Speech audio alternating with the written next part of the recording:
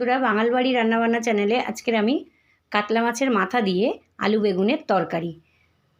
তো বেগুনটা প্রথমে আমি ভেজে নেব। বেগুনগুলো ভাজা হয়ে গেছে, তুলে নেব। ওই তেলের মধ্যে আলুগুলোও ভেজে নেব। আলুগুলো ভাজা হয়ে গেছে, এবার আমি তুলে নেব। ওই তেলের মধ্যে ফোড়ন দেব শুকনো লঙ্কা আর মেথি, দিয়ে দেব কুচানো পেঁয়াজ। পেঁয়াজটা ভাজা হয়ে গেলে দিয়ে দেব টমেটো, দিয়ে দেব কুচানো টমেটো, দিয়ে দেব গ্রেট করে রাখা রসুন, আদা আর কাঁচা লঙ্কা। আবার একটু ভালো করে কষিয়ে নেব। এবারে দিয়ে দেব হলুদ গুঁড়ো, লঙ্কার গুঁড়ো, জিরের গুঁড়ো আর স্বাদ মতো লবণ।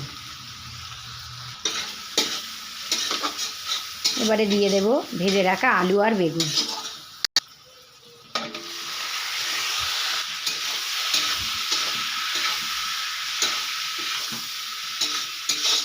এবারে দিয়ে দেব সামান্য অল্প একটু জল,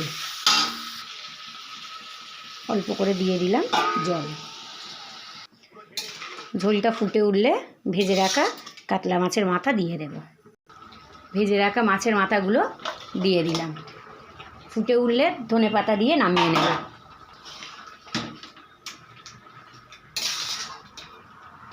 নামানোর আগে ধনেপাতা দিয়ে নামিয়ে নেব।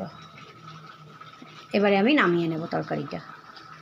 তো দেখুন বন্ধুরা, এইভাবে বানিয়ে নিলাম মাছের মাথা দিয়ে আলু বেগুনের তরকারি।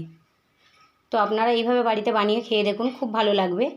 আর যদি ভালো লেগে থাকে তাহলে আপনারা একটা করে লাইক, কমেন্ট, শেয়ার, সাবস্ক্রাইব করে দেবেন। আর ভিডিওটা প্রথম থেকে শেষ পর্যন্ত দেখুন কিভাবে বানালাম কাতলা মাছের মাথা দিয়ে আলু বেগুনের তরকারি। শুভ দুপুর।